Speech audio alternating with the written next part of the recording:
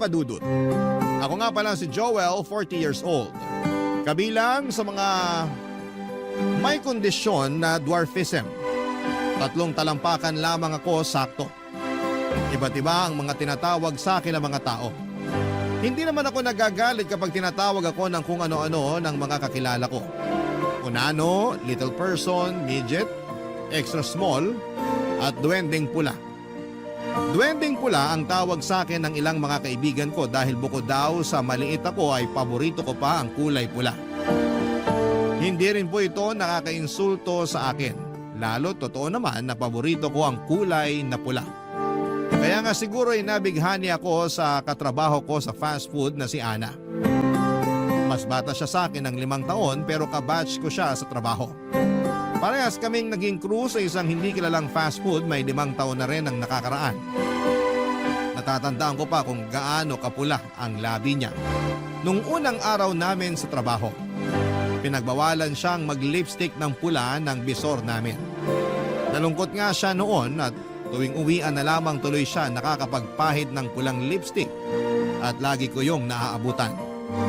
Paborito ko ang labi ni Ana.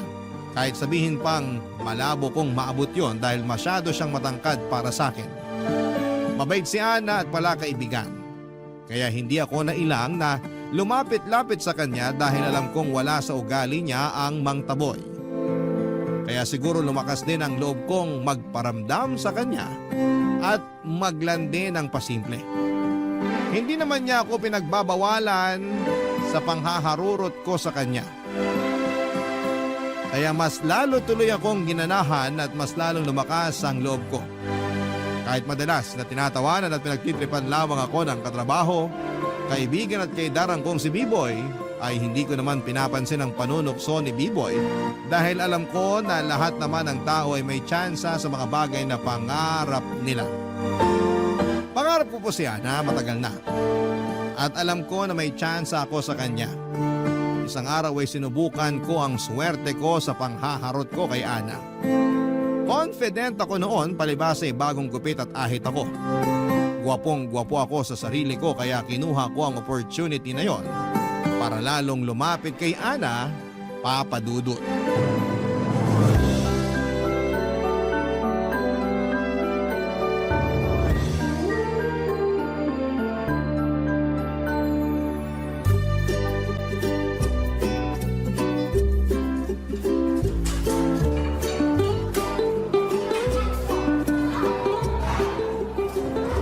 Ay, Joel!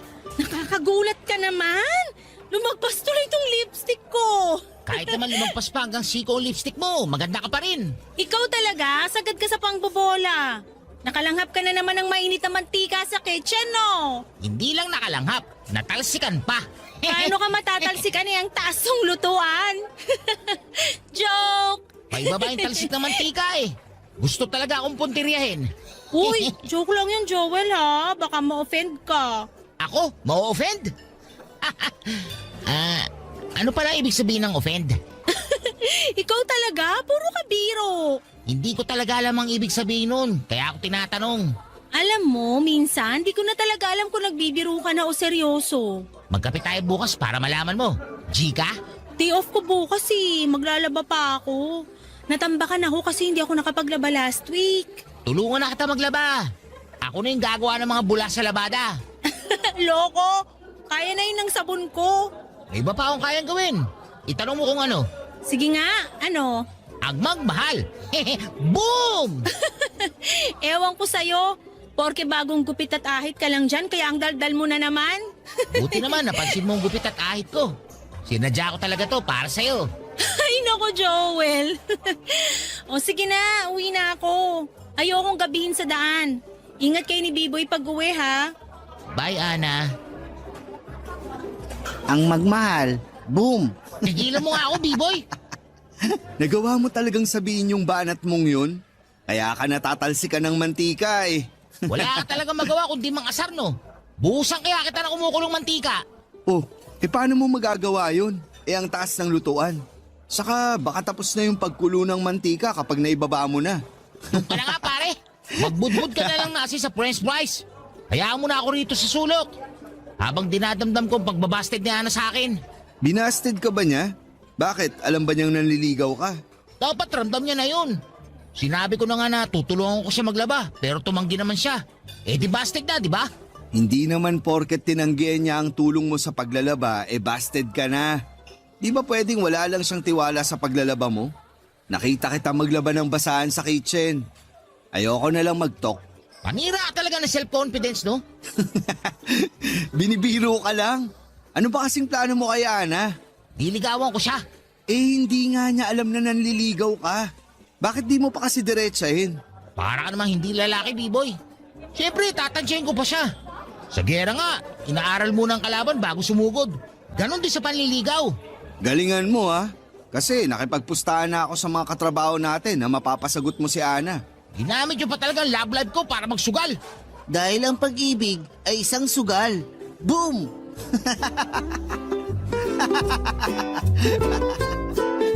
Ang pag-ibig ay isang sugal. Tama nga naman si B-Boy. Natatakot akong isugal ang lahat kay Ana kasi hindi naman ako sigurado kung gusto niya ako. Ando na kami sa punto na close na kami. Malaki na ang pag-asa ko pero kapag napapatingin ako sa salamin at kapag naaalala ko na 3 talampakan lamang ako, bigla akong manghihina. Confident naman akong tao. Tanggap ko na ang kondisyon ko. Hindi na nga ako napipikon sa pang-aasar ng mga tao sa paligid ko pero nagkakatalo lamang talaga kapag si Ana na ang kaharap ko. Bigla kong hihilingin na sana ay ipahiram ni Cinderella ang fairy godmother niya sa akin para patangkarin ako kahit na hanggang alas 12 lamang ng hating gabi. May glass shoes kaya na pwedeng umubra para tumangkad ako. Napapailing na lamang ako sa mga naiisip ko.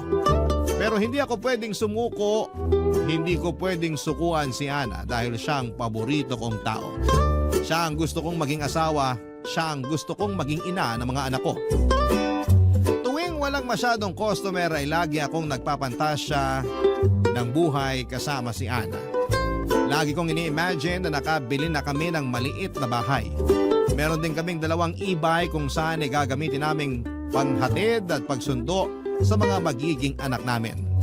Pinapangarap ko rin na laging makita si Ana na naka-lipstick ng kulay pula kahit nasa bahay lang at naglalaba. Paborito ko talaga ang kulay pula, lalo na kapag nakikita ko yon sa labi ni Ana. Tutulungan ko siyang maglaba at pupurihin niya ako sa paglalaba ko dahil kaya kong magtanggal ng mancha kahit na walang bleach. Sa mga ganitong pantasya ay napapangiti at ginaganahan na ako buong araw. Lalo na kapag nakikita ko po si Ana. Kaya hindi ko maiwan ang trabaho ko dahil kay Ana. Hanggat kasama ko siyang crew ay hindi ako magre-resign. Isang araw ay nilakasan ko ang loob kong kausapin si Ana. Tapos na ang duty namin at mukhang nag-aabang na lamang siya ng jeep para makauwi.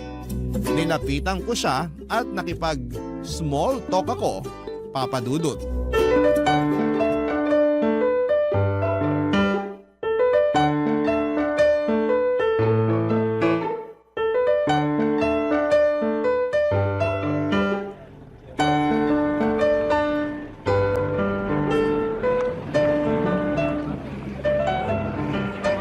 Hello, Ana.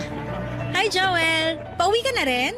Oo, pero hihintayin muna kita makalis para safe ka. Ang sweet naman.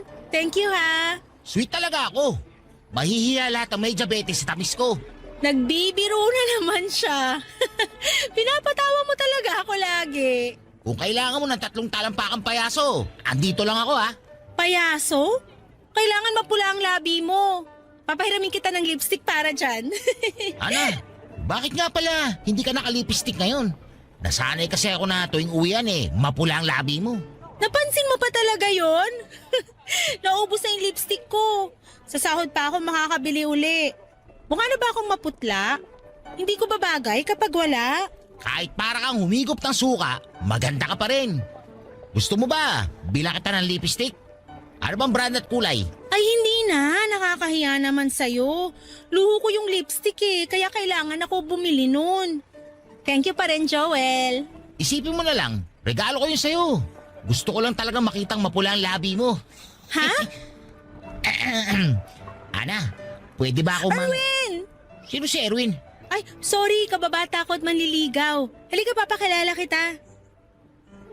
Hi Ana, ready ka na umuwi? Erwin, si Joel nga pala. Kaibigan at kawork ko rito. Joel, siya si Erwin. Manliligaw ko. Hi. Hi din. Nagtatrabaho si Erwin sa kabilang fast food. Yun dun sa ikalawang kanto. Dun ba? Tanong ko lang Erwin, bakit malilit yung sineserve yung manok dun? Saka, puro balat lang yung may lasa. Paabutin nyo naman hanggang laman. Baka natsyempoan mo lang. Malalaki yung sineserve naming manok dun. Pati sa kanin, maraming serving. Parang hindi naman. Yung isang buong rice nyo, parang half rice lang namin. Tapos madalas puro tutong pay sa inyo. Uy, Joel! Baka nga natsyempoan mo lang. Lagi naman akong bantay sa kitchen namin. Kaya alam ko na hindi madamot sa serving dun. Lagi ka palang bantay sa kitchen nyo eh. Bakit hindi mo mabantayan yung lasa ng french fries nyo? Bakit lasang basang Manila paper na may konting asin at betchin? Parang may galit ka sa fast food namin ah. Sorry naman sa perfect na fast food nyo. Uy, grabe siya oh. Ana, hayaan mo ba tong si Erwin na laitin ang fast food natin? Ha? Ako pa tong nang lait? Huwag ka nagsasabi ng hindi maganda sa iba. Masama yun. Lalo na sa harapan pa ni Ana. Turn off yun, pre. Joel, tama na. Ikaw nga itong nagsimulang manglait eh. Pero... Halika na, Erwin. Bago pa masira gabi ko. Joel, bago ka mang puna ng iba, tingnan mo muna yung sarili mo. Ha? Maliit na payo lang. Hinila na ni Ana si Erwin kaya hindi na rin ako nakasagot pa. Saka wala na rin naman akong ibang pwedeng masabi pa. Tinira na niya ang itsura ko. Ano pang ilalaban ko roon? Mas lalo tuloy akong nanliit dahil sa pagkakapanalo ni Erwin. Pinagmasdan ko na lamang sila na pumara ng jeep at ako naman ay naiwang mag-isa sa entrance ng fast food namin. Nayaran ako sa inasal ko. Hindi naman ako mayabang o mapanglait. Tinamaan lang kasi ako ng selos nang malaman kong nanliligaw si Erwin kay Ana. Naunahan ako sa paborito kong dalaga. Masama ang loob kong pumasok muli sa fast food at dumiretso ako sa kitchen at binantayan ang mga pinipritong manok at sinasalok na mga kanin. Sinigurado kong sakto ang dami at size. Nakita ko ng manager namin at pinauwi na ako. Hindi na pala pwedeng tumambay doon kapag tapos na ang duty, kaya wala akong ibang nagawa kundi ang umalis. Hindi muna ako umuwi ng bahay at naglakad-lakad muna ako pagkalabas ko ng fast food namin. Nagpahangin at nagpakawala ng kahihiyan na inabot ko kina Ana at kay Erwin. Mas lalo pa ako nahiya nang maalala ko kung paanong nagalit si Ana sa akin. Kasalanan ko naman, yon ang unang beses na nagalit siya sa akin at hindi ko yon natanggap kaagad. Hanggat maaari ay gusto kong malambing at mabait sa akin si Ana. Kaya niready ko na ang sarili ko kinabukasan para mag-sorry sa kanya. Baka pwede ko na ring mai-segue sa kanyang bala kong panliligaw. Kaya lang kinabukasan, Papa Dudut, nang handa na akong kausapin si Ana, siya naman itong biglang umiwas. Sinubukan ko siyang sundan pero hindi niya ako pinansin. Galit pa rin pala siya sa akin. Buong araw akong hinuhuli ang kanyang tingin pero kahit ang mga mata niya ay mailap sa akin. Ganon na ba kasama ang ginawa ko sa manliligaw niyang si Erwin, Papa Dudut? Barangay Love Stories. Barangay Love Stories. Isang linggo na ang lumipas pero hindi pa rin ako pinansin ni Ana. Sobra naman ata ang isang linggo para magtanim siya ng sama ng loob sa akin. Hindi tuloy ako nakapagtrabaho ng maayos nang dahil doon. Laging palpak ang trabaho ko. Mali ang naiseserve ko madalas sa mga customers at lagi pa akong natatalsika ng mantika kahit na hindi naman ako yung nagluluto. Kinakarma na siguro ako. Yun ang naisip ko. Habang pinapahiran ko ng toothpaste ang mga paso ko ng mantika sa balat ko ay nakita ko si Ana na lumapit kay B-Boy at nakipagkumustahan. Nainggit ako ng very slight. Dati naman kami ang nagkukumustahan palagi kapag walang masyadong ginagawa si Ana at walang masyadong customers. Pero ngayon ay si B-Boy na. Pinagmasdan ko lang sina B-Boy at Ana habang nasa sulok ako at tinitiis sa mga paso ko. Hinihintay ko silang matapos makapag-usap at nang tumalikod na si Ana para bumalik sa trabaho ay siya namang pagtawag ko kay B-Boy. Nilapitan naman ako kaagad ni B-Boy at mabuti na lamang at busy ang bisor namin sa opisina kaya nakapagnakaw kami ng ilang minuto para makapag-usap. Kinailangan kong kausapin si B-Boy para humingi ng advice sa gagawin kay Ana. Nakwento ko nga sa kanya lahat ng nangyari at kapalpakan ko. Kulang na lang ay ilublob ako ni B-Boy sa kumukulong mantika at gawing fried chicken. Kahit siya ay hindi natipuhan ng ugaling ipinakita ko kay Erwin. Sa nangyari, wala na akong magagawa pa roon para mabago. Kaya naman humingi ako ng tulong sa kanya sa gagawin ko dahil nalilito na talaga ako. Papa Dudut.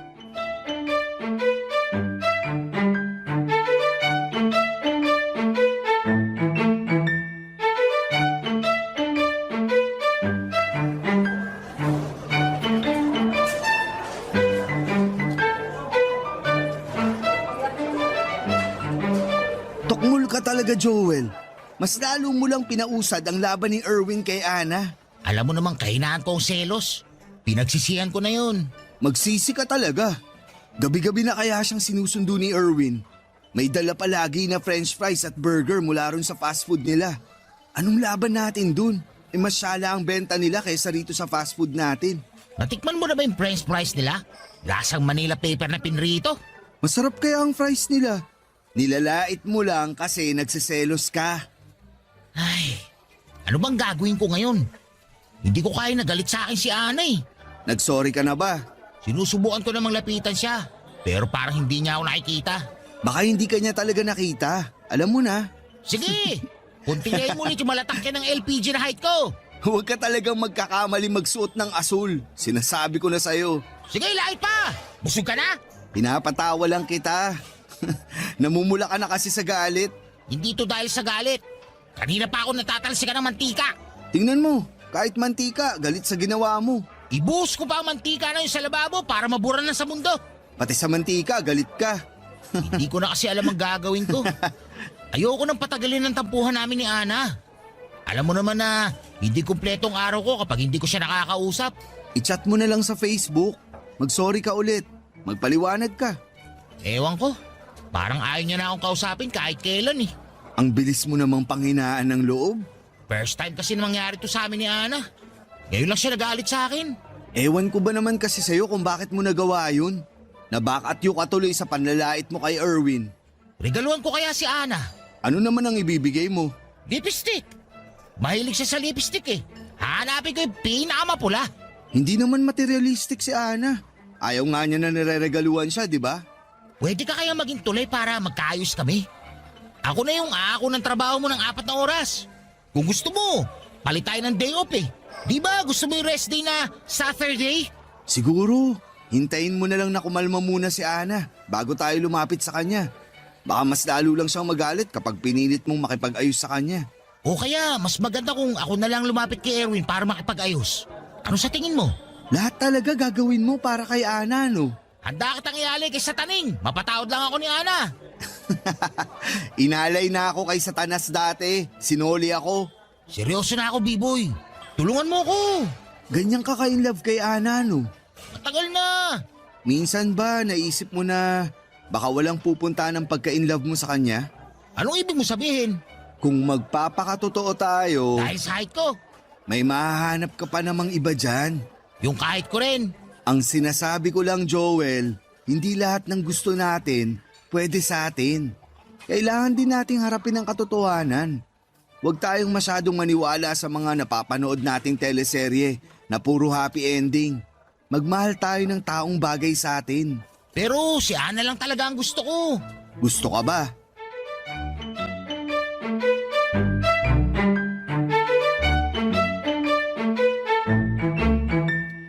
Napatahimik ako bigla sa sinabi ni B-Boy. Walang alinlangang gusto ko si Ana pero si Ana gusto rin ba ako? Oo, mabait siya sa akin pero baka hanggang doon lang yon. Ako lang tong mataas ang pangarap na may magkakagustong babae sa akin. Alam kong malayo ang agwat namin pagdating sa height. Nung una ay hindi ko naman yon nakitang problema dahil alam kong hindi tumitingin sa pisikal na itsura itong si Ana. Pero noong pinaramdam sa akin ni B-Boy na kailangan kong maging makatotohanan, doon ako napaisip bigla. Baka kailangan ko na rin maghanap ng katulad ko. Yung maaabot ko ng literal. Pinagmasdan ko ang mga maiksi kong kamay at binti. Nakaramdam ako ng sama ng loob. Bakit kailangan sa akin pa ibigay ang problemang ito? Hindi naman ako masamang tao. Pero bakit sa akin ipinasa ito? Bakit wala pa rin gamot na pwedeng bilhin sa pharmacy para tumangkad?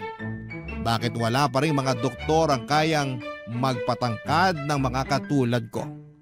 Kung ano-ano na lang ang naisip kong problema sa itsura ko, Papa Dudut. Hindi ko naman dati masyadong pinagtutuunan yon ng pansin dahil nagawa ko na yung tanggapin. Napansin ni B-Boy na sumama ang loob ko sa huling tanong niya. Kaya naman bumawi siya at sinabing marami siyang nabasang mga kwento sa Facebook na nagkatuluyan sa huli kahit gaano pa yon kaimposible. Tinapik niya ako sa balikat at sinabing hindi na siya makapaghintay na mabasa ang kwento namin ni Ana sa Facebook kung sakasakali o mapakinggan sa Barangay Love Stories. Doon pa lang ako muling nakabawi sa confidence ko. Buong araw ay wala akong ibang iniisip kundi si Ana at kung paano ako makakabawi sa kanya. Napangiti ako nang makaisip ako ng pwedeng magawa para mapatawad niya. Noong break time ko ay nagmadali akong pumunta sa tindahan malapit sa isang elementary school.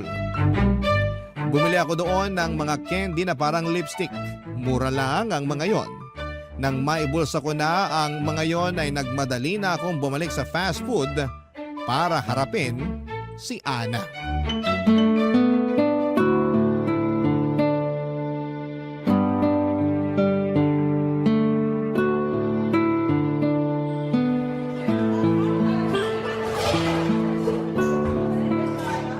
Ana, O ano? galit ka pa rin ba sa akin? Obvious ba? Sorry na kasi. Magtrabaho na lang tayo, pwede?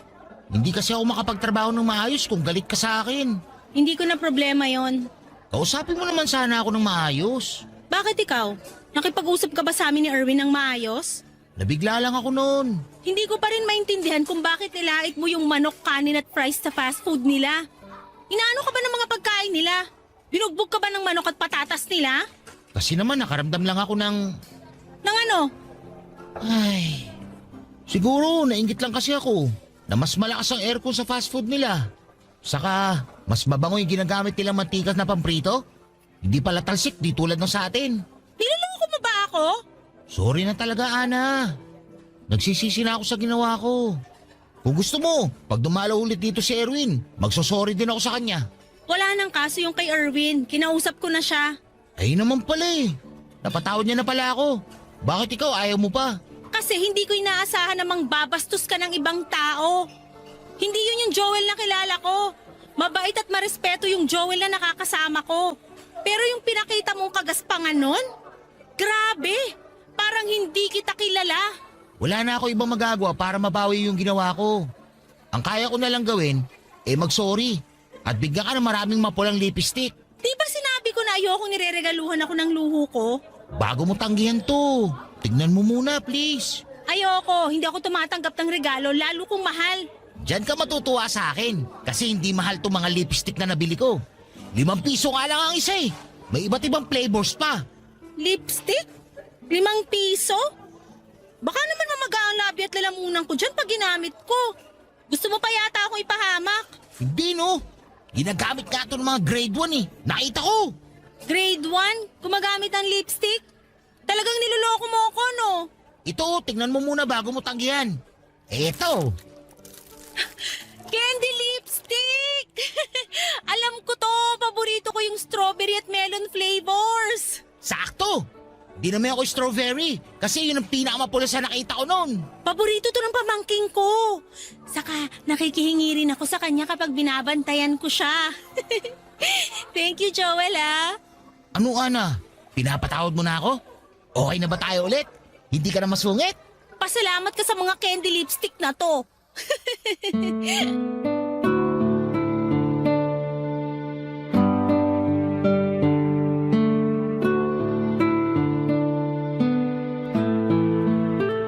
Tuwang-tuwa si Ana habang isa-isang binuksan ng mga candy lipstick. Ang hindi niya alam ay mas doble ang sayang nararamdaman ko habang pinagmamasdan siyang inaamoy at pinapahid sa kanyang labi ang mga candy lipstick na ibinigay ko sa kanya. Napaka-simple lang talaga ni Ana. Yun talagang nagustuhan ko sa kanya, Papa Dudut. Ang dali lang niyang mapasaya. Hindi rin niya ipaparamdam sa iyo na kakaiba ka. Kaya nga siguro lumakas ng todo ang loob ko na lapitan siya at subukang ligawan kasi alam ko na hindi niya ako huhusgahan tulad ng iba. Pero ewan ko ba, may chance na noon para sabihin ko sa kanya na gusto ko siyang ligawan habang nasa good mood siya. Pero habang nandun kami sa senaryong yon ay para bang tumiklop ulit ako. Hindi dahil sa mga sinabi ni B-Boy nung una, kundi dahil sa akin. Dahil na-realize ko, Papa Dudut, na isang ginto itong si Ana. At isang lalaking karapat dapat sa ginto ang dapat mapunta sa kanya. Bakit bigla kong naramdaman na para lang akong isang tanso at hindi para sa isang ginto? Pero hindi ako tumagal sa mundong ito para panghinaan lamang lagi ng loob. Maraming beses na ako nakasubok na maliitin ng ibang tao. Literal. Pinatibay na ako ng mga hindi magagandang salita ng mga tao. At hindi yon naging hadlang para habulin ko ang mga pangarap ko. Katulad na lamang ni Ana. Siya ang nasa tuktok ng lahat ng mga pangarap ko. At alam kong makukuha ko siya dahil maayos akong klase ng tao. Makukuha ko siya dahil alam ko kung paano magmahal ng totoo. Alam ko kung paano magpahalaga ng ginto. Kaya naman pinagplanuhan ko nang sabihin sa kanya na bala ko siyang ligawan. Pero bago ko gawin yon ay kailangan ko munang maghanda. Dahil maraming bagay akong kailangang i-consider kapag nagsimula na akong manligaw. Handa na ako para sa kanya, sana ganon din siya sa akin. At sana, Papa Dudut, ay hindi maging hadlang ang agwat ng tangkad namin. Barangay Love Stories. Barangay Love Stories. Bata pa lamang ako ay tampulan na ako ng tukso. Noong nag-aaral ako ay lagi akong pinipilit bihisan ng damit na pangmanika ng mga kamag-aral kong babae. Gusto nila akong paglaruan at pagtawanan sa harapan ng mga crush nila. Tuwing may okasyon sa pamilya namin ay lagi akong binabalibag ng mga pinsan ko. Ginagawa rin nila akong laruan. Lagi akong tinitingnan ng mga tiyahin ko na may awa sa mga mata nila. Lagi ko silang naririnig na nagbubulungan kung sino ang tatanggap sa akin bilang asawa. Pasimple silang magtatawanan at saka makukonsensyang bigla. Titingin silang muli sa akin na punong-puno ng awa sa kanilang mga mata. Kaya maaga akong lumayo sa pamilya ko, alam kong hindi sila makakatulong para matutunan kong mahalin ang mga kakulangan ko. Sa pag-explore ko sa mundo ay marami akong nakilala na tulad ng mga mapanglait na pamilya ko't kamag-aral. Pero naging matibay na ako rito. May mga naging katrabaho ako na lagi na lamang akong ginagawang pulutan sa kanilang mga kwentuhan. Baka raw anak ako ng duwende. Baka raw pinaglihi ako sa buto ng kasoy. Baka raw humaba pa ang binti ko kapag babanate nila araw-araw at kapag binabad nila sa tubig. Nasanay na ako sa mga pang-iinsulto nila, Papa Dudut. Naging merienda ko na nga ang ilan. Aaminin kong minsan ay tinatamaan ako ng mga masasakit na panghuhusga ng mga tao. Pero naisip ko na sila ang totoong may problema dahil ayaw nilang kaharapin ang mga problema nila sa kanilang sarili. Kaya naman naghahanap sila ng sa tingin nila ay mas mahina sa kanila para yon ang kanilang puntiryahin. Para maging takas pansamantala sa mga issues nila sa kanilang mga sariling buhay, Papa Dudut.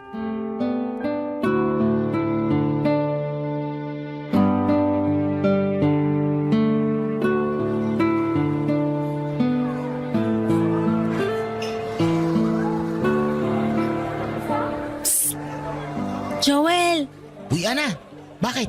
Halika rito, dali. Ano yun? Bakit kailangan natin magtago? May chismis? Ikaw ang nachichismis dito. Ah, ganun? Okay lang. Sanay na ako dyan. Ano ka ba? Pag nakarating yung chismis na to sa boss natin, lagot ka. Ha? Ano bang klaseng chismis yan? Nagbebenta ka raw ng mga imported na tsokolate sa mga crew at customer? Oo! Gusto mo ba?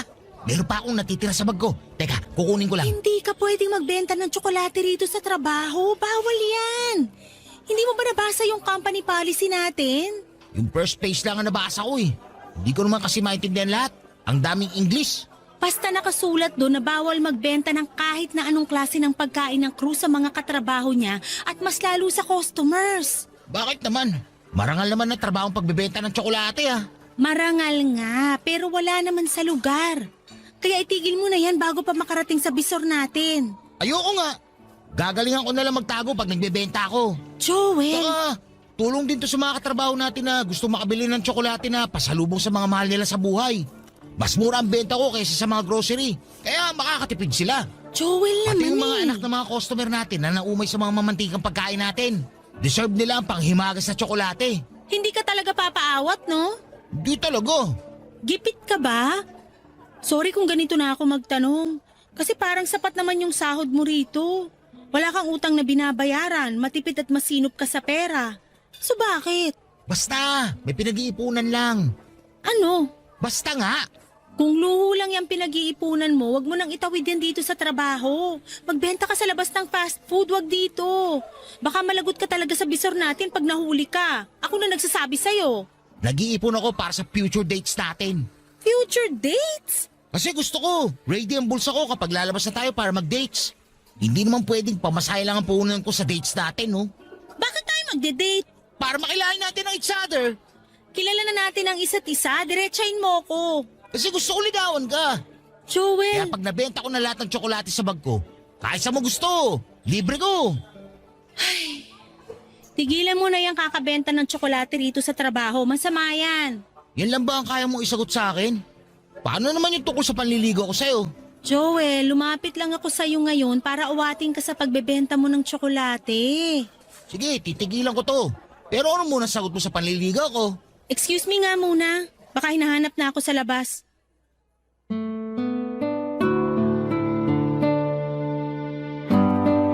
Nagmamadali nang lumabas at lumayo si Ana sa akin. Pinagmasdan ko ang likuran niya habang palayo sa akin.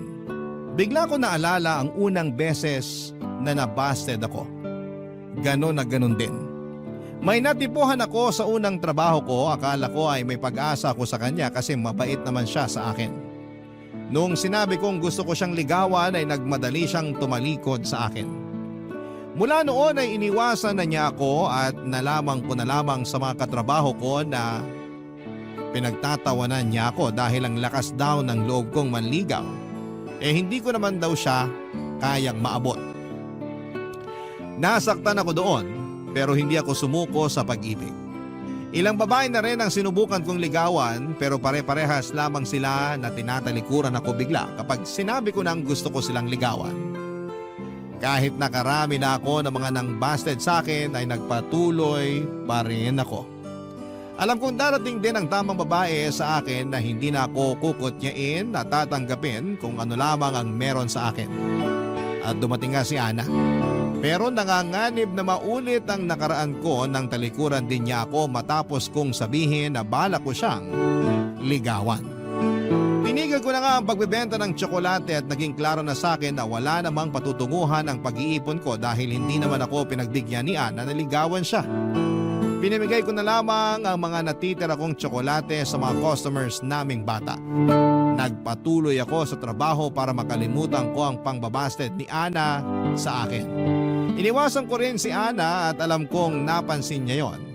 Dahil sa gilid ng mga mata ko ay nakikita kong panayang sulyap niya sa akin. Mas lalo lang tuloy akong nahirapang tanggapin ang pangbabasted niya sa akin.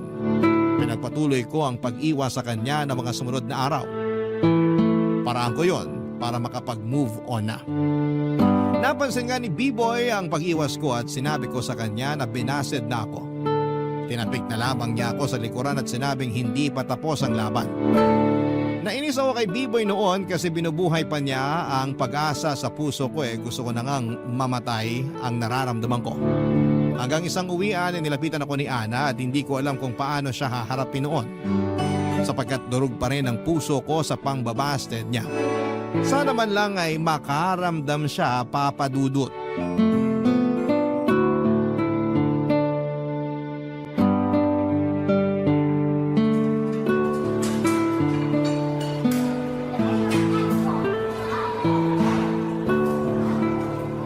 Hindi ka na raw nagbebenta ng tsokolate? Nachismis lang sa akin ang mga katrabaho natin. Bawal, di ba? Pero marami ka pang natira sa bag mo. Sayang naman yun kung langgam lang makikinabang. Pinamigay ko na lang sa mga customer nating bata. Ang sweet naman. Thank you. Wala ka na bang natira dyan kahit isang piraso lang? Kahit yung nilalanggam na. Wala na. Ang tipid mo namang sumagot. Sumasagot lang naman ako sa kung anong tanong mo. Naninibago lang. Dati kasi isang tanong, 10 sagot ka eh. Nakakamiss yun. Sa susunod na lang ako sasagot ng 10. Galit ka ba sa akin? Hindi ako pwedeng magalit sa'yo. Iniiwasan mo kasi ko eh. Busy lang. Alam mo namang marami tayong customer eh. Pero dati naman kahit ilang tray pa yung hawak mo, nagagawa mo pa rin akong kamustahin. Ay, o sige na nga. Kumusta ka? Eto, nalulungkot. Hindi kasi ako pinapansin ng isa dyan. Ako ba? Meron pa bang iba? Huwag ka nga ganyan, Ana. Anong wag akong ganito? Huwag mo na akong pasahin at paikutin. Alam mo namang marupok ako eh. Ha? Huwag ka namang panggap na hindi mo alam ang sinasabi ko. Binasted mo ako, di ba? Binasted? Nung sinabi ko sa'yo naliligawan kita, nagmadali kang layuan ako. Tinalikuran mo ako. Ano ba tawag doon? Pangbabasted na pala yun ngayon? Ganun ang ginagawa ng mga nililigawan ko noon eh. Tatalikuran nila ako kapag sinabi kong liligawan ko sila. Tapos, inulit mo pa. Aaminin ko, nabigla ako nung sinabi mo na gusto mo akong ligawan.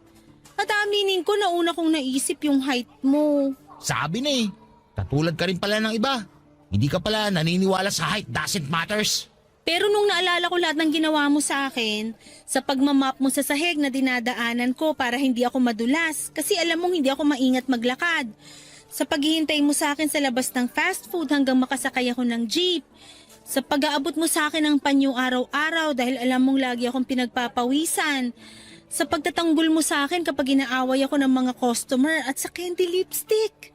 Marami pang iba pero ito yung malinaw kong naaalala. O tapos, At walang nakagawa nun sa akin. Ikaw lang. Lahat sila puro tangkad lang pero ikaw, halimaw ka sa kabaitan. sinasabi mo lang yan para hindi sumama ang loob ko sa height ko. Nagsasabi ako ng totoo. Paano si Erwin? Binasted ko na siya mula nung inabutan mo ko ng candy lipstick. Kung ganun, wala na ba akong kakompetensya ngayon sa'yo? Wala na. Panalo na ba ako kung ako maliligaw sa'yo ngayon? Depende sa flavor ng candy lipstick na ireregalo mo sa akin. Pinagbigyan din ako ng tadhana sa wakas. Ilang beses na akong nasaktan sa pag-ibig, naka-jackpot din ako sa bandang huli. Akala ko lahat ng tatalikod sa akin ay babased sa akin. Hindi pala ganon lagi ang kaso. Tulad po ni Ana na nabigla lang. Masyado naman kasi ako at walang preno. Habang nag-uusap kami ay umiikot muli sa utak ko ang pangarap kong maliliit na bahay para sa amin. At mga makukulit at maliliit naming mga anak. Ang dalawang e-bike na panghatid at pangsundo sa mga anak namin at ang ipopost kong love story namin sa Facebook na mapapakinggan din sa Barangay Love Stories. Marami na ako naging plano para sa amin ni Ana. Ganon siguro kapag sigurado ka na. Nang dumaan ang jeep na sasakyan ni Ana ay hinawakan ko ang kamay niya at tinanong kung pwede ko ba siyang ihatid sa kanila. Ngumiti si Ana at hindi binitawan ang aking kamay.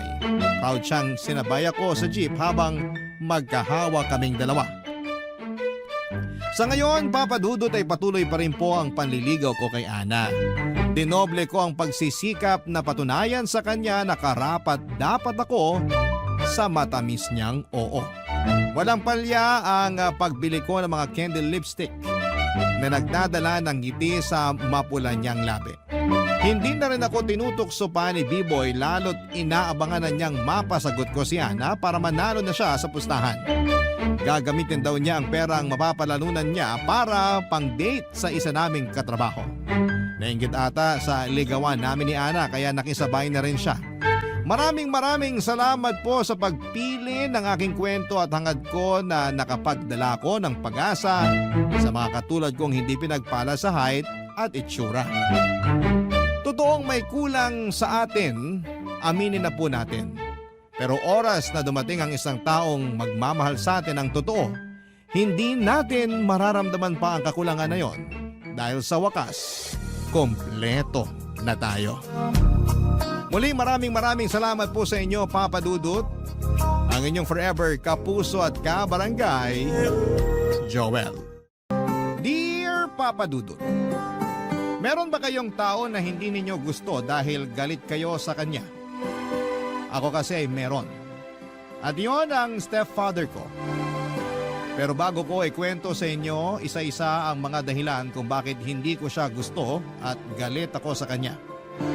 Pabati muna ng isang magandang tanghali sa inyong lahat, avid listener at certified kabarangay na talaga ako since nadiskubre ko ang programa ninyo na Barangay Love Stories noong pandemic. Marami akong natutuhan sa mga kwento ninyo lalo na pag ito ay tungkol sa pamilya. Kaya nga na-inspire ako nito na magbahagi ng storya ko. Tawagin niyo na lamang po ako sa pangalang Lilibet, 31 years old at nagtatrabaho bilang loan officer sa isang bangko sa Quezon City. Pero ang kwentong ibabahagi ko ay magsisimula noong 20 years old ako. Noong edad kong yon, ay may pinakilala sa akin ang mama ko na lalaki. Si Sergio na boyfriend daw niya. Pero imbes na matuwa ay nagalit ako sa mama ko dahil para sa akin ay wala siyang karapatang pumasok sa isang relasyon matapos siyang lokohin at iwan ng tatay ko noong 8 taong gulang pa lamang ako. Hindi sila kasal at matagal na silang hiwalay. Papa's girl ako pero lumaki ako sa poder ng mama ko. At sa paglipas nga ng panahon ay napatawad na ng mama ko ang papa ko at piniling maging civil ang relasyon nila sa isa't isa. Kahit na may sarili ng pamilya ang tatay ko.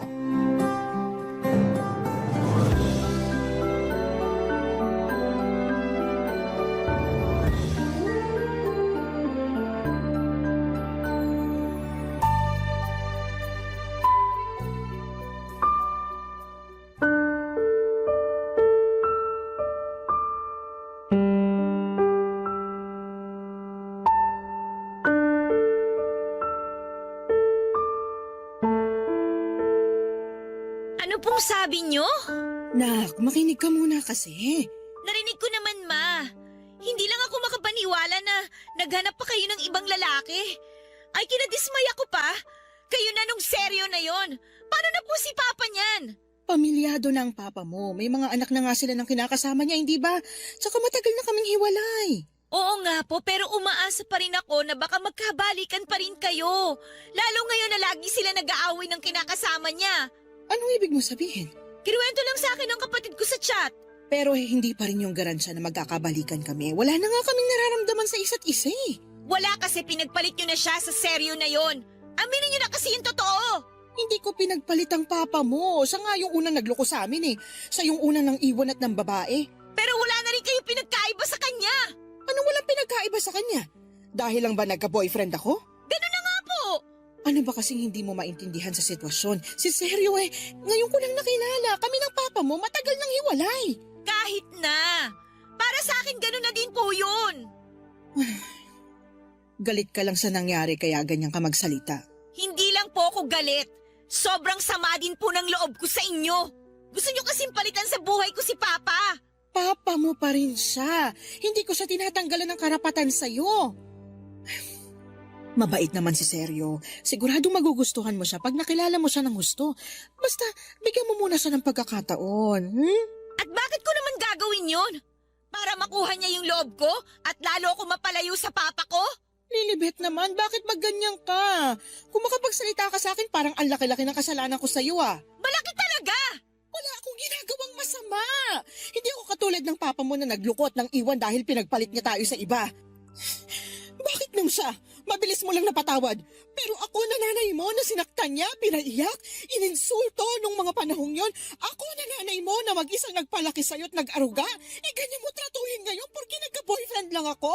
Nangako kayo sa akin na hindi kayo magbo-boyfriend. Pero hindi niyo yun tinupad. Tapos magtataka kayo kung bakit ako ganito sa inyo ngayon? Pero hindi pa rin sapat na dahilan yon. Sapat na dahilan yun, Ma. Alam ko na hindi na mabubuo ulit yung pamilya natin. Buo naman ang pamilya natin kahit nung dalawa lang tayo, di ba? Pinaramdam ko naman sa yung pagmamahal ng dalawang magulang. Bonus na lang na maayos ng relasyon namin ng papa mo. Alang-alang sa'yo, kaya nakakasama mo na siya at nakakausap. Kaya ano bang sinasabi mo na hindi buong pamilya natin? Para sa akin, hindi pa rin normal ang pamilya natin. Ang gusto kong pamilya yung katulad sa mga kaibigan ko at sa mga kaklase ko. Yung magkasamang tatay at nanay nila sa iisang bubong. Gano'n naman tayo dati bago naglukong tatay mo, di ba? Mas pinili niya yung babae niya kaysa sa atin kaya hinayaan ko na lang siya. Eh di umamin din kayo. Anong inamin ko? Na hinayaan nyo na lang na lumayo sa atin si Papa. Ano bang pinagsasasabi mong bata ka? Siguro nga kayo talaga yung may kasalanan kung bakit siya ng babae. Ano? Hindi totoo yan! Talaga lang ha? Diba? Kulang na lang ipagpalit nyo noon yung pamilya natin sa trabaho nyo. Kaya nga kayo lagi nag-aaway ni Papa eh. Kasi nagkukulang na kayo sa kanya. Hindi totoo yan! Kung may naging pagkukulang man ako sa kanya, hindi pa rin yun sapat na dahilan para maglukos siya. Tsaka, wala kang karapatan na pagsalitaan ako ng ganyan dahil hindi mo alam yung sakit na pinagdaanan ko ng mga panahong yon.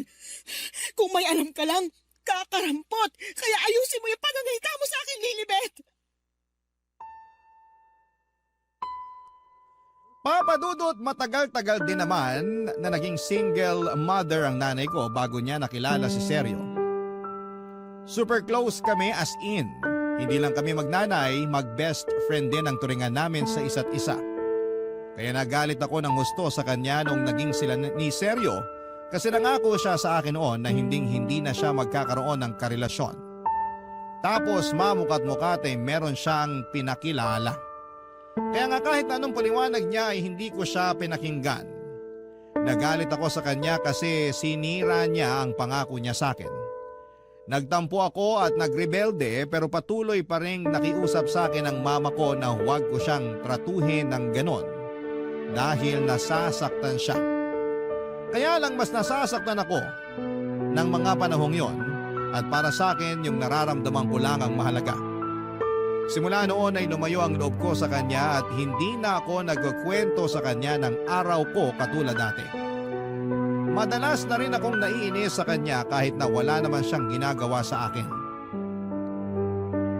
Hindi na rin ako nakakatagal nakasama siya sa isang lugar.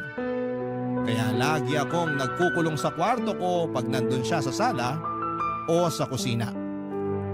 Nagmamadali rin akong tapusin ang pagkain ko para makaiwas sa kanya. O di kaya ay nagdadahilan na lamang ako para hindi siya makasabay sa pagkain. Ewan ko ba pero pakiramdam ko ay nasasakal ako sa presensya niya, Papa Dudut. At mas lalo lang nadagdagan ang galit ko sa mama ko nung dumanas ang pagpunta ni Seryo sa bahay namin, Papa Dudut.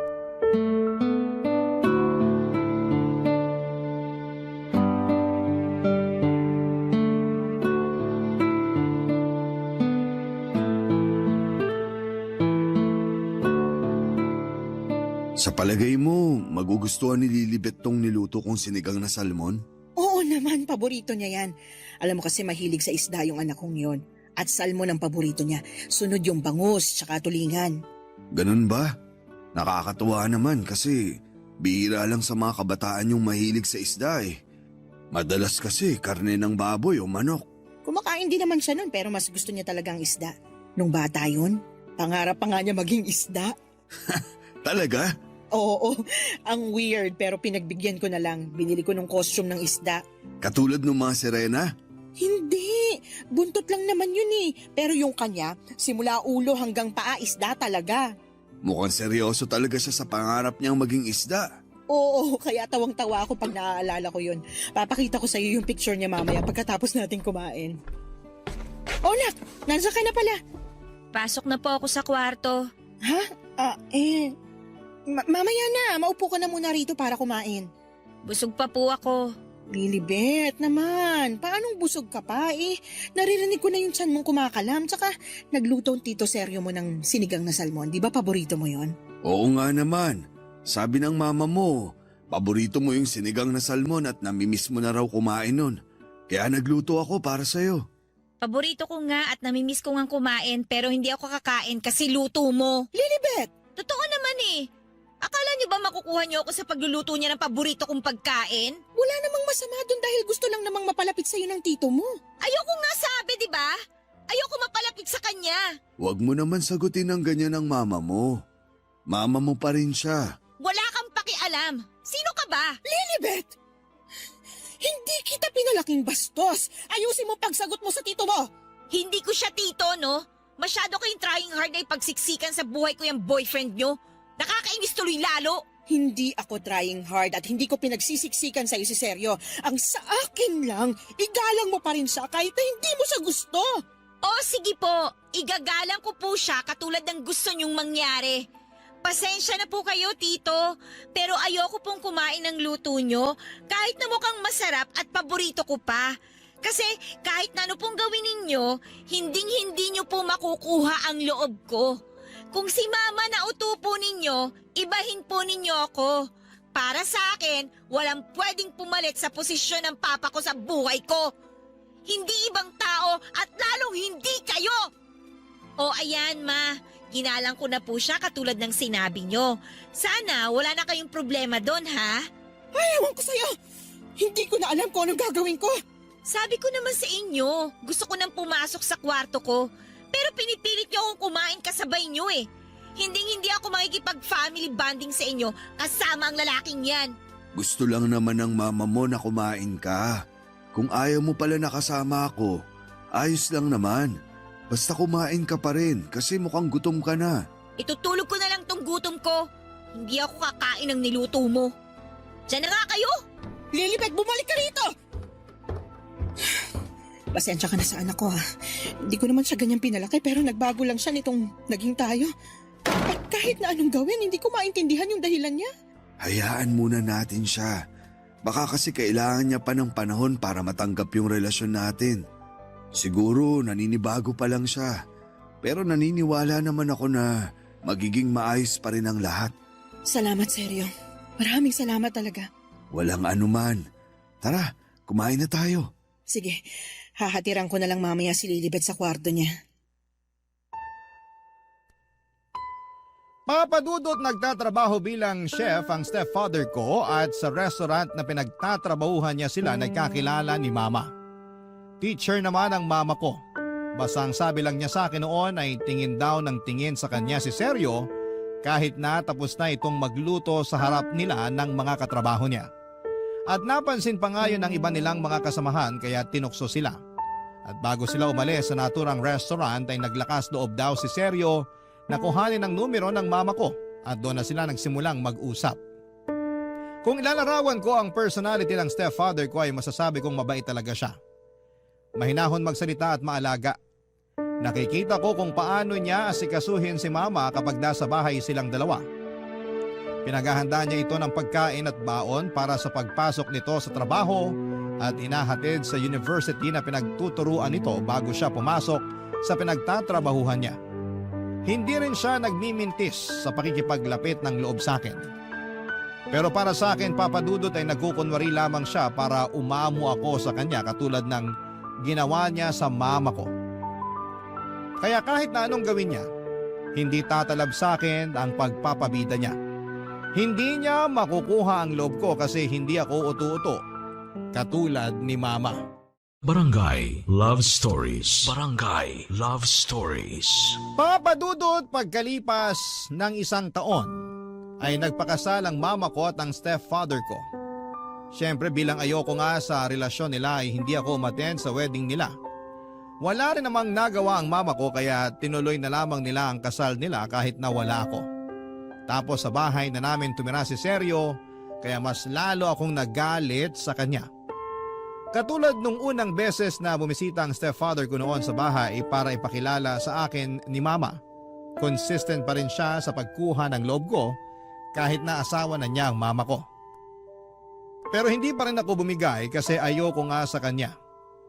Para sa akin ay siyang rason kung bakit wala nang chance na magkabalikan ang mama at ang papa ko. Nang mga panahon kasi na naging sila ng mama ko, on the rocks na ang relasyon ng tatay ko sa kinakasama niya. Umasa ako na baka kapag naghiwalay ang papa ko at ang kinakasama niya, ay magkakabalikan sila ni mama para maging buo na ang pamilya namin.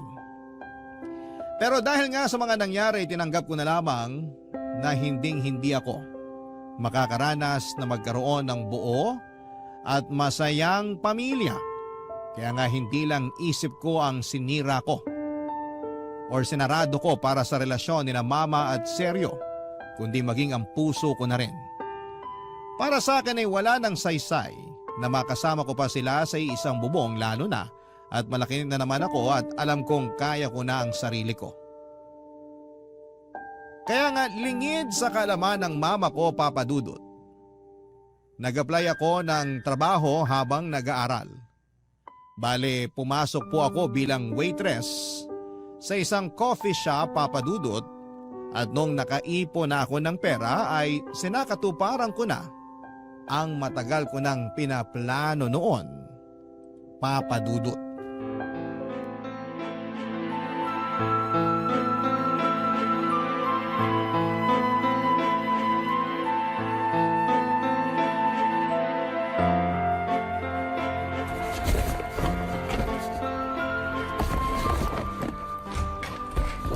Nak, saan ka pupunta? Bakit ka naglalagay ng damit sa bag mo? Hindi po ba halata? Aalis na ako sa bahay na to. Bakit aalis ka? Saan ba punta mo? Wala na po kayo doon, no? Tsaka, ang lakas naman ng loob yung tanungin ako kung bakit ako aalis. Hindi man lang kayo marunong makaramdam dyan. Naturingan pa namang nanay ko kayo pero wala rin. Dahil ba to sa pagpapakasal namin ni Seryo? Ano pa nga ba? Yun lang naman yung problema natin dito di ba? Nagmamahalan kami. Ano bang mali doon? Maling-mali yun kasi nagpatali ka na talaga sa kanya. Hanggang ngayon ba naman pinipilit mo pa rin na magkakabalikan kami ng papa mo? Oo! Umaasa pa rin ako pero sinira nyo na yung pag-asang yun. Kaya ngayon nakasal na naman kayo, mas maganda siguro kung bumukod na ako. Hindi mo naman kailangan bumukod Pwede tayong magsama-sama rito. Ayoko nga kayo makasama, di ba? Hindi ko nga matagalan ang presensya ng Seryo na yun pag nandito sa bahay nung hindi pa kayo kasal Tapos ngayon na mag-asawa na kayo, mas lalong ayoko na tumira dito kasama kayo. Ilang beses ko bang dapat sabihin na mabait si Seryo? Kahit ilang beses mo siyang binastos, ni minsan hindi siya nagalit sa'yo. Pinagpapasensyahan ka niya dahil desidido siyang makuha ang loob mo. O anong gusto niyong gawin ko? Sana sinubukan mo man lang natanggapin siya bilang stepfather mo. Sana binigyan mo siya ng tsansa na patunayan ang sarili niya sa'yo. Hindi ko nga kailangan ng bagong tatay, di ba? Meron na akong tatay! Bakit ba kasi puro na lang yung tatay mong bukang bibig mo? Wala rin naman siyang pakialam sa'yo. Ha? Anong sinabi niyo? Totoo naman, di ba? Kailan ba yung huling beses na nakapunta ka sa bahay nila? Tsaka sabi mo, ayaw sa'yo nung kinakasama niya. Madalas ka pang paalisin kaya sabi ko pag inulit niya pa yon, ako nang makakalaban niya.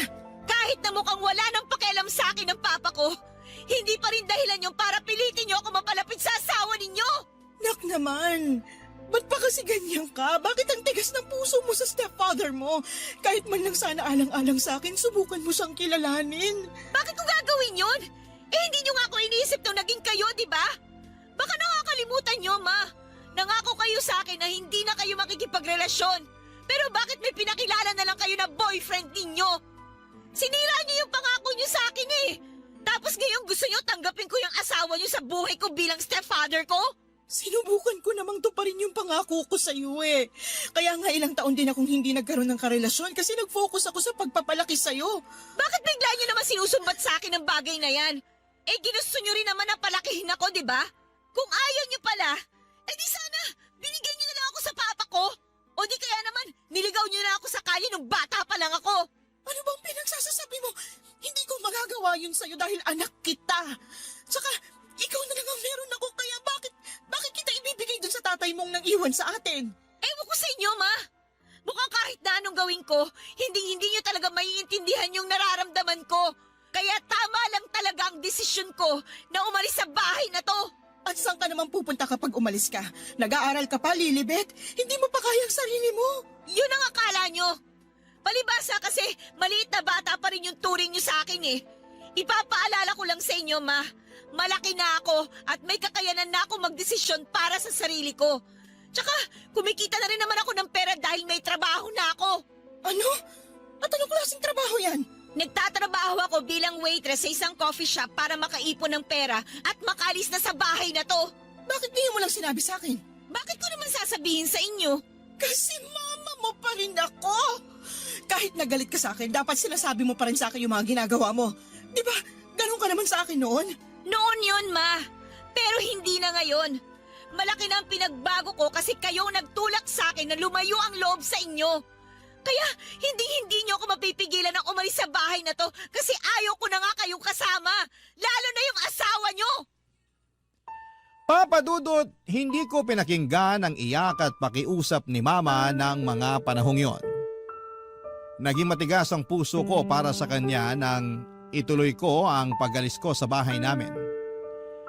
Para po sa akin, yun ang unang hakbang ko para maging malaya sa pamilya naming matagal na rin namang wasak. Tumuloy ako sa isang maliit na apartment kung saan ay naging roommate ko doon ang kaklase ko. Nag-working student ako at kahit na mahirap sa akin na walang nanay na nag-aasikaso ay tinis ko pa rin para lamang mapangatawanan ang pag-alis ko sa amin. Laging tumatawag o nagchat-chat sa akin ang mama ko pero hindi ko siya sinasagot o sinisin man lang. Nami-miss na raw niya ako at gusto niya akong makita. Pero ayoko siyang makita kahit na miss ko na rin siya ng mga panahong yon. Mas nananaig kasi ang galit ko sa kanya at sa desisyon niyang pakasalan ang stepfather ko. Para sa akin ay mas binili niya ito kaysa sa sarili niyang anak kaya dapat pagdusahan niya ang kapalit ng desisyon na yon. Inabala ko na lamang ang sarili ko sa pag-aaral at pagtatrabaho para makalimutan ko ang pinagdadaanan ko. Hindi ko na malaya na mabilis palang lumipas ang isang buwan, Papa Dudut.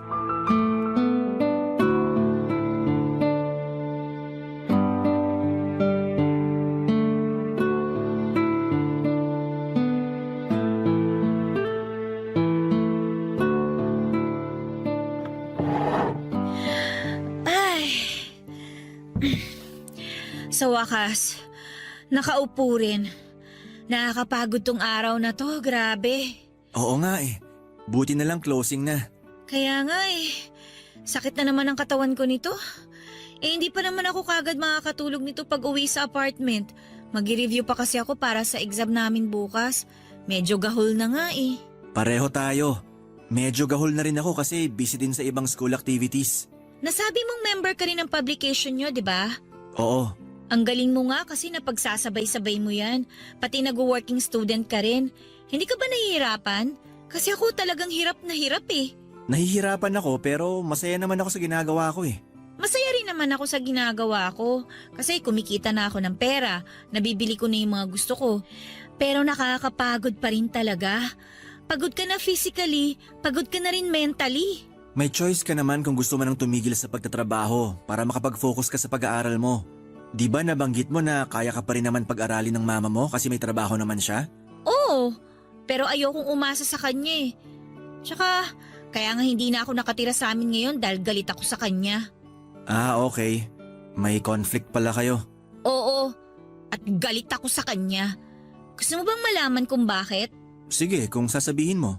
Galit ako sa kanya kasi nagpakasal siya dun sa boyfriend niya. Noon pa man, hindi ko natanggap yung relasyon nila. Bakit? Kasi umaasa pa rin ako nun na magkakabalikan sila ng papa ko. Kaya nga nagulat ako tsaka nagalit nung malaman kong may iba na siya. Tapos napuno talaga ako nung nagpakasal sila. Para kasi sa akin, sinira niya yung pangako niya na hindi makikipagrelasyon sa iba Sandali. Ibig mo bang sabihin hiwalay na sila ng papa mo bago siya nagpakasal dito sa boyfriend niya? Oo, matagal na. 8 years old pa lang ako. Hindi naman sila kasal. Pero nagsama sila sa iisang bubong. Kaso, nagloko si Papa Naghanap ng ibang babae dahil masyadong busy si mama sa trabaho. Kaya para sa akin, kasalanan niya kung bakit nasira ang pamilya namin. Para sa akin, kung may pagkukulang man ang mama mo, hindi sapat na rason na humanap ng iba ang papa mo. Eh ano bang dapat ang ginawa ni Papa? Inayos yung pamilya nyo. Dapat mas inunawa niyang sitwasyon. Mas naging pasensyoso. Ewan ko. Pero para sa akin si mama talaga yung may kasalanan. Wala naman ako sa posisyon para baliwalain yung nararamdaman mo. Kung sa tingin mo mas malaking kasalanan ng mama mo, sana mahanap mo pa rin yung pagpapatawad dyan sa puso mo. Ewan ko kung kaya ko pang patawarin siya kasi alam mo sa totoo lang, ang laki na ng panghihinayang ko sa samahan namin eh. Sobrang close kami noon bago siya nagkaroon ng boyfriend. Matanong ko lang, kumusta tong stepfather mo? Okay naman. Masasabi ko na mahaba ang pasensya niya, mahinahon magsalita, tapos mahal na mahal niya ang mama ko. Magaling din siya magluto kasi chef siya eh. Pero ayoko pa rin mapalapit sa kanya. Kasi feeling ko, inaagawan niya ng pwesto yung papa ko sa buhay ko. Tingin ko hindi naman gano'n ang intensyon ng stepfather mo. Talaga? Gusto lang niya mapalapit sa'yo kasi anak ka ng asawa niya. Para sa akin, kung malinis naman yung intensyon niya, walang kaso doon. Ay, kaya lang hindi ako katulad mo mag-isip eh. Galit ako sa kanya at galit din ako sa mama ko. Kaya nga umalis ako sa bahay namin. Okay lang yan. Sabi ko nga, hinding-hindi ko babaliwalain yung feelings mo kasi ikaw ang nakakaramdam niyan. Pero salamat kasi na-appreciate ko na nagkwento ka sa akin. Gusto ko lang din kasing may mapaglabasan itong sama ng loob ko. Ang bigat na rin kasing dalin eh. Basta nandito lang ako kung gusto mo na makakausap. Handa akong makinig at maging kaibigan sa'yo. Papadudot katrabaho ko si Fred sa coffee shop na pinapasukan ko. Barista naman siya doon pero katulad ko ay isa rin siyang working student. Kapwa ko siya third year student at siya lang naman ang sumusuporta sa pag-aaral niya.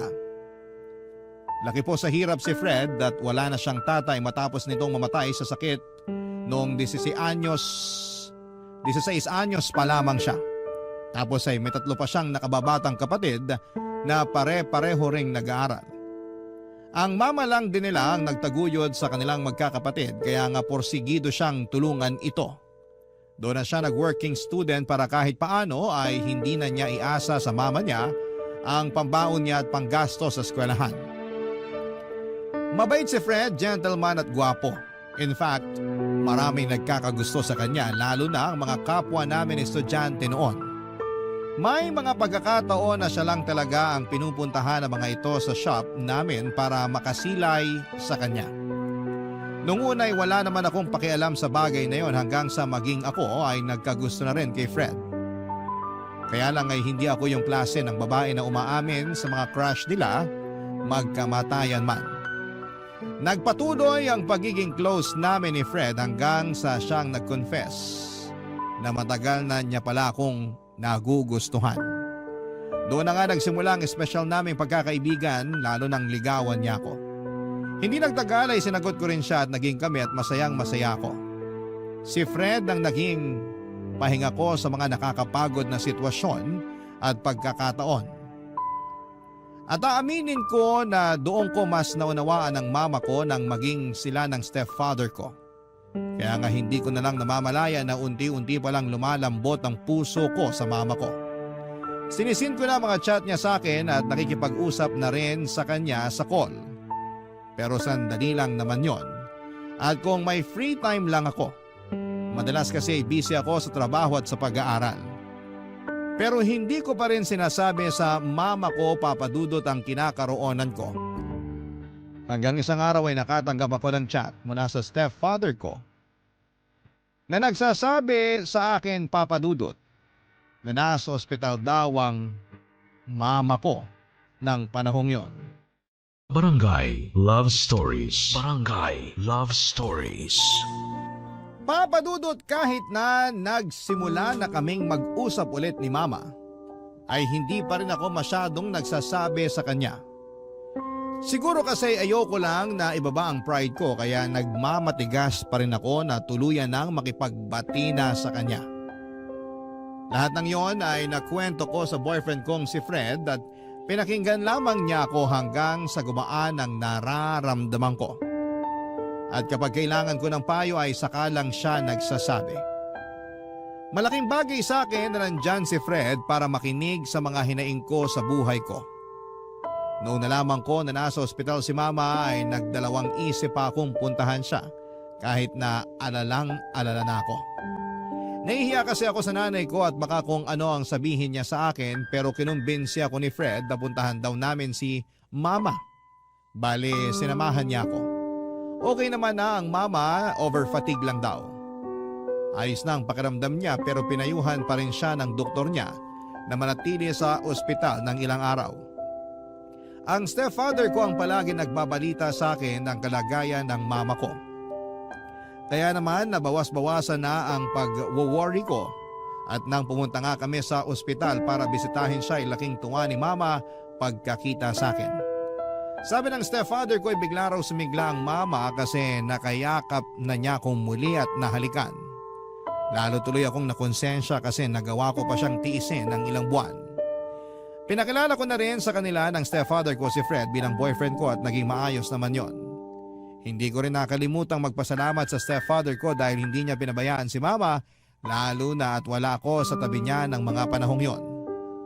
Makalipas nga papadudot ang isang taon, graduation na namin sa kolehiyo ni Fred. Siyempre umattend ang Mama at ang stepfather ko at sobrang proud na proud sila sa amin ng boyfriend ko. Niyakap ako ng mahigpit ni Mama at ganon din ako sa kanya. Paulit-ulit pa rin ako nag-sorry sa pagrebelde ko noon pero sinabi niyang matagal na niya akong napatawad. Hindi niya raw ako kayang tiisin kasi anak niya ako. Niyakap ko rin ang stepfather ko bagaman nandun pa rin ang pagkailang. Pero lalo kong napatunayan sa sarili ko na mabait talaga siya. Mapagkalinga at hindi marunong magtanim ng galit. Mabilis na lumipas ang 6 na taon na engaged na kami ni Fred after 3 years of living together. Plano na namin magpakasal sa susunod na taon. Simple lang naman ang proposal niya at ginawa niya yon sa movie date namin sa nirerentahan naming apartment 1 week after my 28th birthday. Pero hindi ako kaagad nag-post sa social media dahil sinulit muna namin ni Fred ang sandaling yon. Kaso syempre excited kami kaya naman plinano na namin lahat-lahat hanggang sa mga guest namin at role na gagampanan nila sa wedding namin. Church wedding ang gusto namin at alam ni Fred na pangarap ko ang ganong klase ng kasal. At kahit hanggang bago matulog ay nag-uusap pa rin kami tungkol sa kasal namin. Tapos may bagay na bumabagabag sa akin ng mga panahong yon. Dahilan para masabi ko ito sa mapapangasawa ko, Papa Dudut.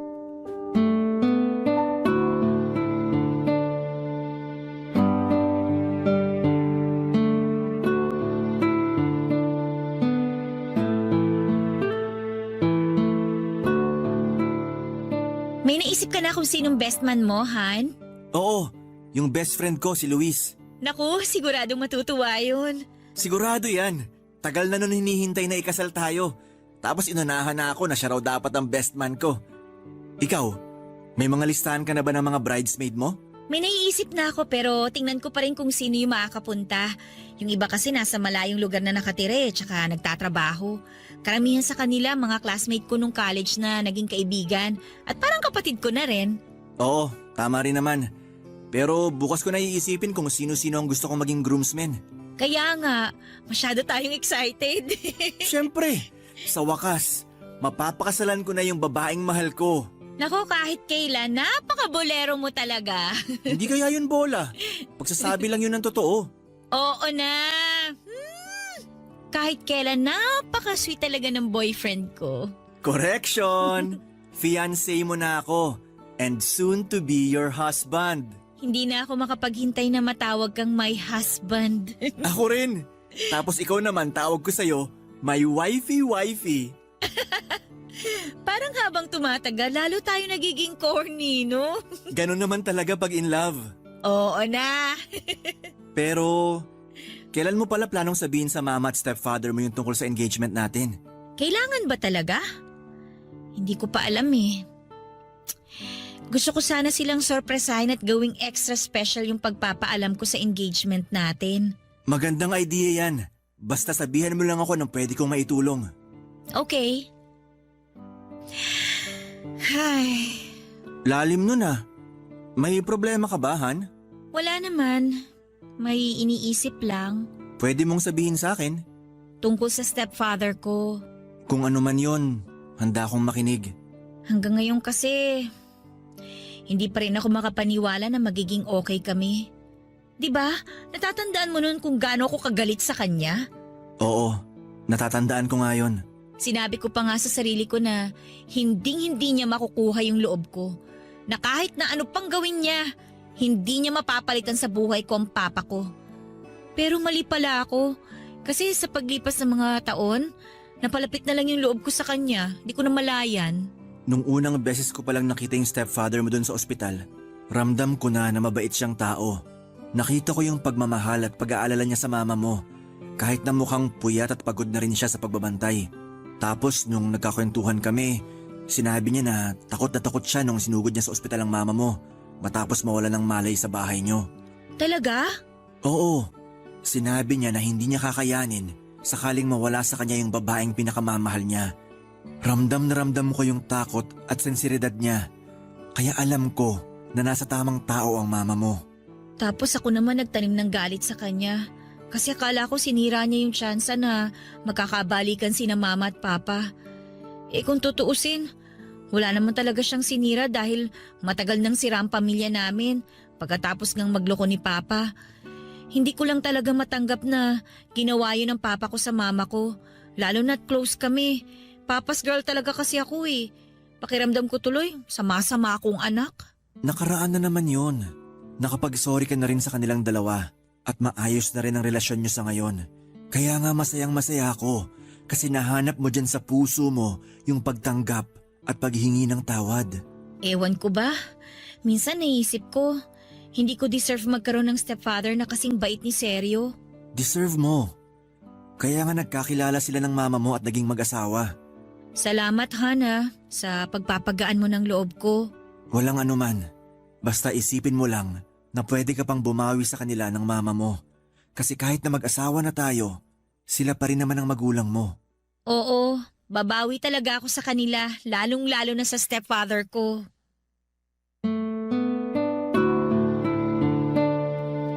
Papadudot sa totoo lang ay may punto ang lahat ng sinabi ni Fred tungkol sa stepfather ko. Sa loob kasi ng ilang taon na naging bukas ako sa relasyon nila ni Mama, ay lalo kong napatunayan kung gaano siya kabuting tao. Kaya nga tuluyan ang lumambot ang puso ko para sa kanya. Pero nahihiya pa rin ako sa kanya kaya nga nakatulong ang pag-uusap namin yun ni Fred para maging buo ang desisyon ko sa pinaplano kong papel na gagampanan niya sa kasal namin ng fiancé ko. Hindi pa namin nasasabi sa parents ko ang tungkol sa engagement namin at planong pagpapakasal ni Fred. Naisip kong sorpresahin sila at ipaalam yon sa kanila sa birthday ng stepfather ko. Kabado nga ako pero buti na lang dahil pinakalma ko ng fiancé ko. First time ko kasing gagawin ng bagay na yon kaya sana'y magawa ko ng maayos at masabi ng malinaw ang lahat-lahat ng nasa puso ko. Simpleng dinner lang sa labas ang naging birthday celebration ng stepfather ko. Kami lang dalawa ni Mama ang kasama niya dahil nasa seminar pa si Fred at kinabukasan pa ang uwi niya. Pero in-update ko siya sa mga nangyayari. Naging maayos naman ang dinner na yon at bago matapos ang gabi sinabi ko na nga sa kanila ang sorpresa ko.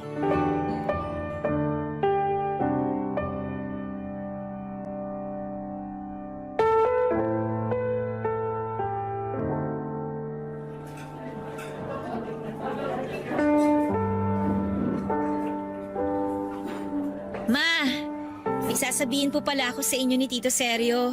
Ano yun, anak? Ikakasal na po kami ni Fred. Nag-propose na po siya sa akin. Talaga? Kung ganun, masaya ako para sa inyo. Tingnan niyo po yung singsing na binigay niya, oh. Ang ganda po, di ba? Oo nga, ang ganda nga. Congratulations sa inyo ni Fred. Sa wakas, magkakaroon na kami ng apo ng mama mo. Ano ka ba naman? Hindi pa buntis si Lilibet ko, ikakasal pa lang sila. Papunta na rin yun doon. Oo na. Alam mo ba, tong stepfather mo, excited na talaga maikasal kayo ni Fred eh. Ang tagal nyo na rin kasing magkarelasyon at tingin talaga namin, kasal na lang ang kulang sa inyo. Oo nga po eh. Pero syempre, nag-ipon muna kami para naman handa kami kung sakaling pasukin na namin ang pagpapamilya. Sa ekonomiya kasi natin, parang ang hirap ng bumuhay ng isang bata. Pero masarap pa rin ang magkaroon ng anak. Kayang-kaya nyo yan ni Fred. Naniniwala ako sa batang yun pagdating sa pag-handle ng pamilya. Basta, tandaan nyo palagi na higit kanino man, magkakampi kayo. Lagi nyo yun isipin. Sakaling dumaan kayo sa mga problema bilang mag-asawa. Kayo laban sa problema, hindi kayo laban sa isa't isa. Tatandaan ko po yung mga payo nyo, Papa. Anong sabi mo? Tama ba yung narinig namin, Nak? Tinawag mong Papa ang tito seryo mo? Opo, Ma. Simula ngayon, Papa na po yung itatawag ko kay Tito Seryo. Salamat, Nak. Pakiramdam ko, yan na yung pinakamagandang regalo na natanggap ko ngayong birthday ko. Pasensya na kayo kung natagalan bago ko natanggap sa sarili ko na hindi ang tatay ko ang nagmahal sa amin ng mama ko, kundi kayo. Hindi ang tatay ko ang kasama ko sa graduation ko noon para mag-cheer at maging proud sa akin, kundi kayo po ni Mama. Hindi ang tatay ko ang nagturo sa akin magluto ng masarap na recipe, kundi kayo po. At kahit na hindi ko kayo totoong tatay, tinuring niyo ako na parang tunay ninyong anak. Para sa akin, tunay na anak kita, Lilibet. Kaya naman wala akong hindi kayang gawin alang-alang sa'yo. Mahal na mahal ko kayo ng mama mo. Mahal na mahal ko rin po kayo, Pa. Salamat po sa pag-aalaga kay Mama, sa pagmamahal sa kanya. Yun kasi yung mga bagay na hindi niya naranasan noon sa tatay ko. Walang anuman yun. Tungkulin ko na tuparin ang mga pangako na sinumpaan ko sa harap ng Panginoon nang pakasalan ko ang mama mo. Kaya nga laking pasasalamat ko talaga sa Diyos dahil dumating sa buhay ko si Seryo. Pinaranas niya ulit sa akin magkaroon ng taong magmamahal sa akin, mag-iingat at mag-aalaga. At ngayon, kayo naman ni Fred ang ikakasal at susumpa sa harapan niya na magsasama sa hirap at ginhawa. Pero, kailan niyo ba plano magpakasal talaga? May petsa na ba? Opo, next year po. Inaayos na po namin ni Fred ang lahat-lahat. Basta, masayang-masaya kami ng mama mo para sa inyo ni Fred. Congratulations ulit, anak. Salamat, Papa. Pero may request po pala ako na sana mapagbigyan nyo. Ano ba yun? Sabihin mo lang, basta kaya ko. Gusto ko po na kayo ang makasama ko. Gusto ko na kayo yung maghatid sa akin sa altar, Papa.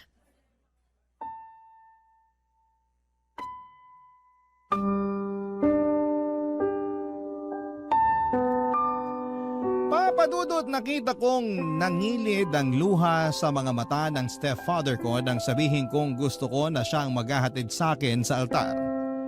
Papunta sa mapapangasawa ko. Naiyak din si Mama kasi pareho nilang hindi ine-expect ang bagay na yon. Pero desidido na akong ibigay sa kanya ang tungkuling yon. Lalo na siya ang itinuring kong best man sa buhay ko. Sunod sa aking asawa na si Fred. Hindi nagtagal ay kinasal kami ni Fred at yon ang pinakamaligayang araw ng buhay ko.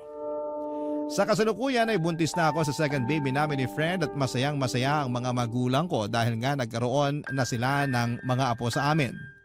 Kitang-kita ko kung gaano sila ka-close sa mga anak namin, lalo na ang papa ko. Malaki rin ang pasasalamat ko sa Diyos dahil pinatunayan niya na hindi lahat ng tao ay katulad ng tatay ko. Dahil merong mga tao na katulad ni Papa Seryo, yung bang bukal sa puso kong magmahal at kumalinga.